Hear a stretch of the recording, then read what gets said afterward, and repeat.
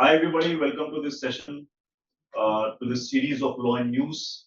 And in this series, what we are going to discuss is the most relevant current legal issues that have happened across the globe, particularly India. And we are starting this series from the month, first we will be covering for the month June 2025. And there'll be a few more videos coming up subsequently from the same month of June 25, starting today. That is law in news. These topics are highly relevant for your preparation because CLAT has as a part of its testing strategy, they can always give you legal reasoning passages based on current legal issues or diverse legal issues. And there is a lot of demand also from the students. There is a lot of misinformation also being shared. So I thought that we should try to give you more authentic and more relevant legal current affairs, probably the potential legal passages in the legal reasoning section. All right. So we are starting the first case that I would like to discuss from the month June 25 is that Nandini Sundar versus State of Chhattisgarh. तो हुआ क्या है इस case के अंदर? Let me give you brief clarity that there was a dispute that the parliament has committed contempt of supreme court.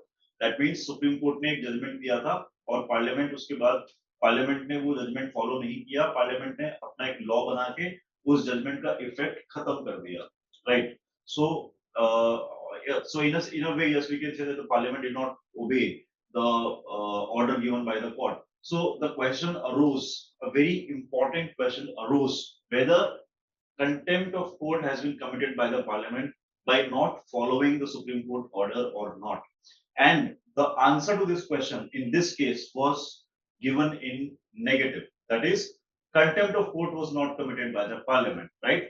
So उसके पीछे काफी सारे logics हैं because parliament has its own separation of power. It is the law-making body. It can make its own laws. Nobody can guide the parliament or restrict the parliament from making laws. So all of that was done. But let's look at the background of the case first. What happened? That in 2007, some PILs were filed against the Chhattisgarh government's use of special police officers and support to vigilant groups like Salwa Junum. Now, what is happening is uh, to combat the Naxalites, to combat the Maoist groups in Chhattisgarh, the government had appointed special police forces, special police officers, so to deal with them, in which widespread arms were allowed and weapons were allowed even by civilians. So this was under challenge. It was challenged that this violates fundamental rights and is not the proportionate measure to deal with Naxalites. On all of those grounds. So when it was challenged, the Supreme Court ordered that there will be immediate disengagement of SPOs, that is special police officers in anti-Naxal operations. कि इस तरह के officers को appoint नहीं किया जाएगा. This was said to be this was Supreme Court's order in the first case. Then CBI investigation into violence and rights violations ये already हो रहा था because जो SPOs थे उन्होंने काफी वायलेंस उनसे कमिट हुआ था, obviously in private defence.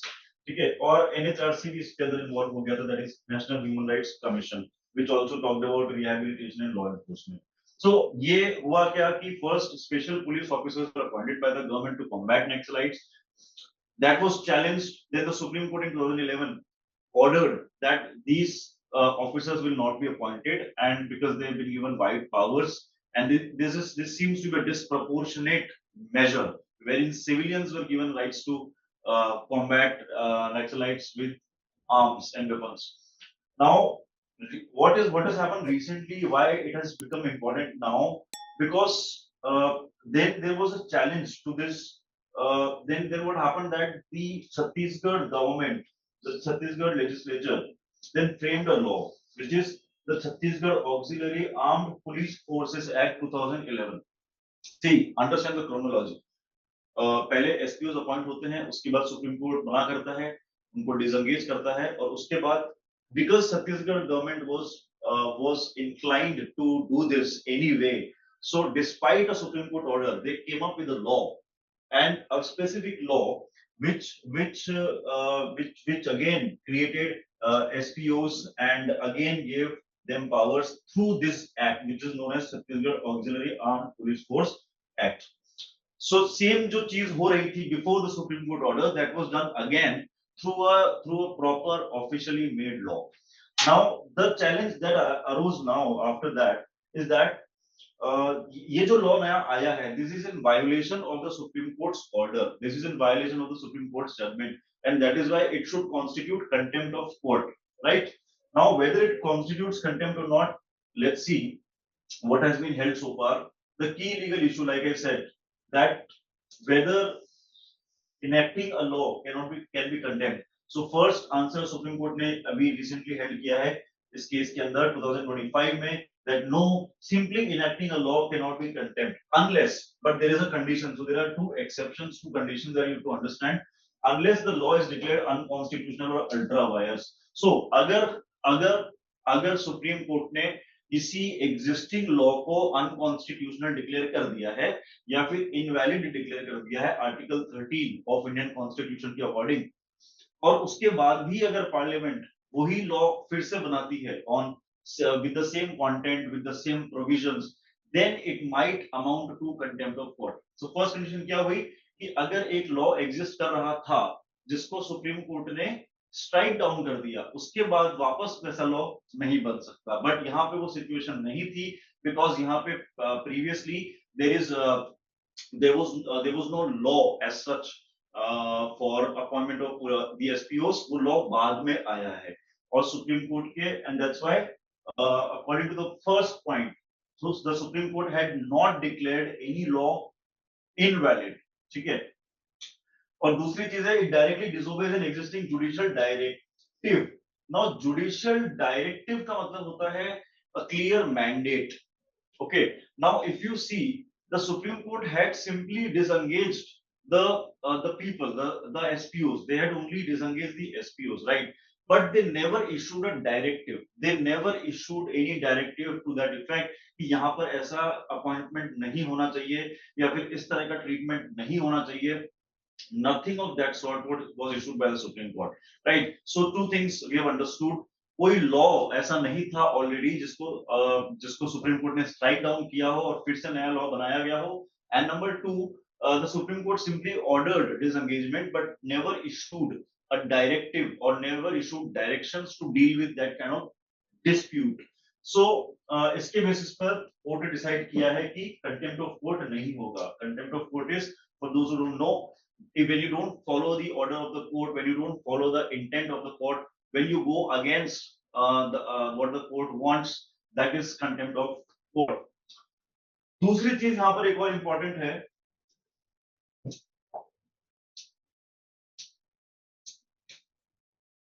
that is promulgation of an enactment is only an expression of the legislative function. See, legislature का काम ही लॉ बनाने का है, and cannot be said to be an act in contempt unless it is bad in law constitutionally. Same जो चीज है उसको एक proper legal code में बता दिया गया है कि legislature का the very purpose of a legislature, the very object of a legislature is to make laws, right? And how can anybody, including Supreme Court, prevent that from happening, prevent the parliament from making a law? Like I said, parliament enjoys complete immunity from being questioned on the topics on which it wants to make laws. Of course, when the law is a problematic law or it is violative of fundamental rights, then it can go to Supreme Court and then Supreme Court might decide it to be valid or invalid. That's a subsequent thing. But Parliament can at least make the law. Now, why is it important? Again, I said because it's a matter of conflict between separation of powers of judiciary and legislature. दोनों को एक दूसरे के functions के अंदर encroach नहीं करना है. जुडिशरी को अपना काम करना है, लेजिस्लेचर को अपना काम करना है. This is very important, and that's why this judgment is actually I would say upholds the basic fundamental democratic principles of Indian Constitution. All right. Now what are the legal principles involved from where you can expect passages in your exam based on this article is separation of powers and judicial review. These are two very, very important topics. You need to understand what is separation of powers, that each branch, that is legislature, executive and judiciary. So legislature makes the laws, executive simply appoints them, implements them, I'm sorry, and judiciary will interpret or verify the authenticity of the laws. Okay. So now each branch, three of them has to respect their independence or independence of each other and make sure that there is no unnecessary encroachment into the functions or the areas of other body. So legislature का काम है law बना सकती है, उसको amend कर सकती है, मतलब चेंज कर सकती है, किसी लॉ को किसी कोर्ट की रूलिंग के बेसिस को खत्म कर सकती है। सी ये भी हो सकता है अगर कोर्ट ने एक रूलिंग दिया है, जो कि एग्जैक्टली इस केस में हुआ है, अगर कोर्ट ने एक रूलिंग दिया है कि such a thing can not happen, तो लॉ उस बेसिस को खत्म करके लॉ बना सकती है। फॉर एग्जांपल, मान लीजिए सुप्रीम कोर्ट ने बोला that for committing sexual harassment if there is no law in place then we would suggest a 5 year imprisonment. Okay, now if there is no law in place, then fine, supreme court made a directive, but the parliament can now come up with a properly drafted and codified law in which punishment for sexual harassment can be mentioned, which can be different from what the Supreme Court had ordered. So it is not necessary for the Parliament to follow the suggestions of the Supreme Court or to follow the order in a specific transaction, the order of the Supreme Court. ठीक है? और अगर unconstitutional नहीं है तो वो loss को validate कर सकते हैं। कंटेम्प्ट ऑफ कोर्ट कॉन्स्टिट्यूशन की कॉन्टेक्स्ट में कब होता है? When there is wilful disobedience of court orders. Wilful disobedience, लेकिन यहाँ पे विलफुल डिसोबीडियंस नहीं हुआ था because when the Supreme Court said that the SPOs have to be immediately disengaged, then the SPOs were actually immediately disengaged in the reality also, in actuality. So ये dispute arise नहीं हुआ कि supreme court की बात हमने मानी नहीं, मानी थी। सुप्रीम कोर्ट ने जो ऑर्डर दिया था वो हमने मान लिया था उस वक्त, लेकिन बाद में हमने लॉ बनाकर उस सिचुएशन को अपने फेवर में कर लिया। That's a different scenario, understand. अगर ऐसा होता कि सुप्रीम कोर्ट ने जब ऑर्डर दिया था that the SPOs must be immediately removed, must be disengaged, और अगर छत्तीसगढ़ गवर्नमेंट, स्टेट गवर्नमेंट ये काम नहीं करती, then yes, it would have definitely been a case of contempt of court, because that would have been called willful disobedience of the court order. But the court order was followed until a proper law against that came into effect. थोड़ा सा complex topic है. You need to focus, you need to do some independent research on contempt of court, on separation of powers. You have to read about these topics independently also to become more comfortable, to become more familiar with the topics. Okay, this I have already explained that अगर legislature ने कोई law बनाया है या amend किया है, that is not contempt unless it deliberately nullifies a binding judicial decision without addressing the reasoning. ऐसा भी यहाँ पर नहीं हुआ है, because I told you that the order was followed in entirety until the law came into place. Okay, which makes all the difference to this case. Now, what is judicial review? It's basically examination of the validity of a law by the Supreme Court, by the you can say High Court also. अगर parliament ने या legislature ने कोई law बनाया है which is suspicious or the validity of which is under discussion or is being questioned, then the court can consider whether such law should exist or not. Okay, don't be confused with that whether a law has to be made or not. That is parliament's domain कि law बनेगा या नहीं बनेगा, but जो law बन चुका है वो सही है या गलत, this discretion, this judicial decision making power is with the courts. ठीक है, so that is called judicial review. So basically examination of any existing law by the judges, by the Supreme Court, by the High Court is called judicial review. So any law which is passed, see यहाँ पे लिखा है any law which is passed is still subject to challenge on, अगर हम ये prove कर देते हैं कि the legislature that made the law had no power to make such law. had no, it was beyond its power. For example, let's say state government. So there are these, subjects divided on which topics the state government can make laws, on which topics can the union government make laws, right? On which subjects laws can be made. So legislative competence or law बनाने का एक proper तरीका होता है that the legislature or even the parliament has to follow. So Supreme Court can check all of that कि proper procedure follow हो रहा है या नहीं हुआ है, या ये legislature competent थी या नहीं थी. All of that it can definitely look into as a part of its judicial review power. और constitutional validity को determine कर सकता है that whether the law violates any fundamental rights or exceeds power under the constitution. So the judicial review is a wide power that the courts enjoy, that the constitutional courts enjoy. And what are the constitutional courts? Only the high courts of India, all high courts and the Supreme Court. These are the constitutional courts. They enjoy wide power of judicial review, and they can examine the law from multiple aspects, from multiple perspectives, to come to the conclusion whether the law should exist or not. I hope it is clear till here. If you have any doubts, you can mention that as a comment and we'll be happy to answer. So what is there to remember for you? If you're writing CLAT, you can definitely expect a passage of on this topic of current legal affair. And again, we can have a quick revision. Legislature की power जो है वो absolute होती है, subject to constitution. Obviously, cannot go beyond the constitution, because even the power to make legislation or power to make law, वो भी constitution ने ही legislature को दिया है. तो legislature constitution को भी violate नहीं कर सकता है. लेकिन जब कोई law बनाया जाता है, enacting a law, वो contempt नहीं होगा जब तक कि वो law unconstitutional declared नहीं हो गया था पहले ही, या फिर वो willful disobedient नहीं था उस कोर्ट के ऑर्डर का.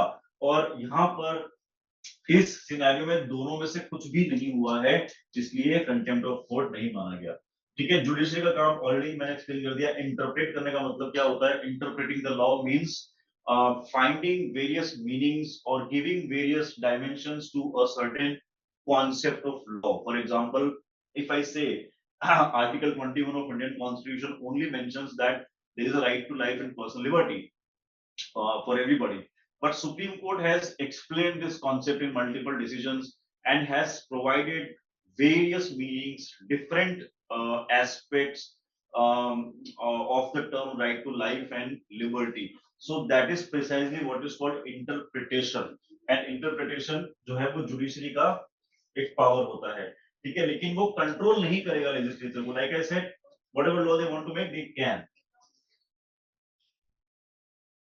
ठीक है. Now, how you can be benefited in your legal reasoning section in CLAT from this, that whenever you get a passage based on separation of powers and legislative actions and judicial actions and contempt of court and judicial reviews, then always look for the distinction, that what is the direction and what is the action. Always look for that. This is very important.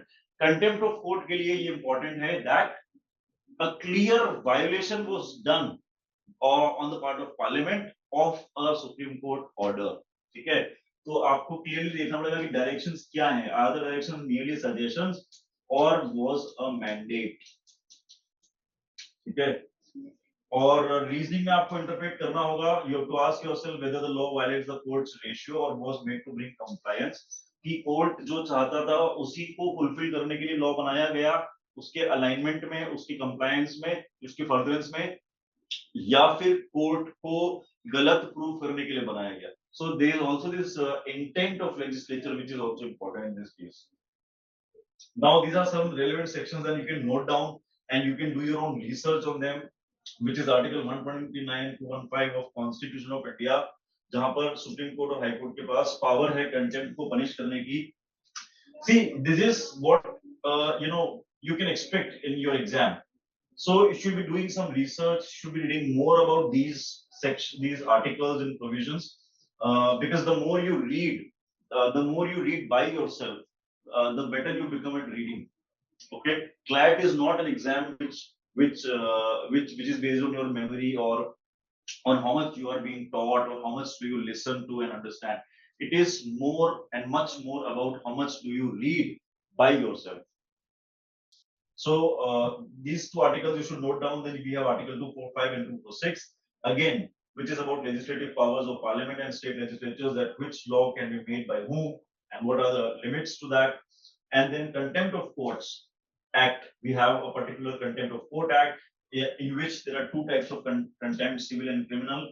In civil contempt, there is usually a fine is imposed, or some other adverse order can be applied. But in criminal contempt, there is essentially a provision of going to jail also. And that is section 2 clause C of the Contempt of Courts Act. You should definitely note down these provisions and have a reading of them. Spend some time with these sections, try to understand them more. And I'm sure that when you go through these sections, you will get better insight into the incident, into what has happened, the dispute between parliament and court, and contempt of court, and everything related to that. So, according to my best understanding, these are the uh, concepts that may reflect in the passages in CLAT, in legal reasoning section, or even otherwise. So, if you still have any doubt, you can definitely ask. You can just post your doubts in the comment box, and we'll checking it later on to answer it. For today, this is the only topic that we have to do. I'll be coming up with more such topics. See, what I'm going to do is I'm not going to pick up any random legal topic for discussion. I am going to very carefully select the most important topics which I, based on my experience and observation, believe could be potentially given in your passages. Okay, so they will be very few selected topics only. We want to we want to help you with only selected topics, so that your time is also important. Time is very precious. You should not be wasting on reading each and every news, each and everything from all any source. Okay, so one thing I can ensure that if you stay tuned, then you will get the most relevant and hand-picked topics of legal current affairs on this Glad Possible channel, and I'll keep coming regularly. Thank you so much and have a great day.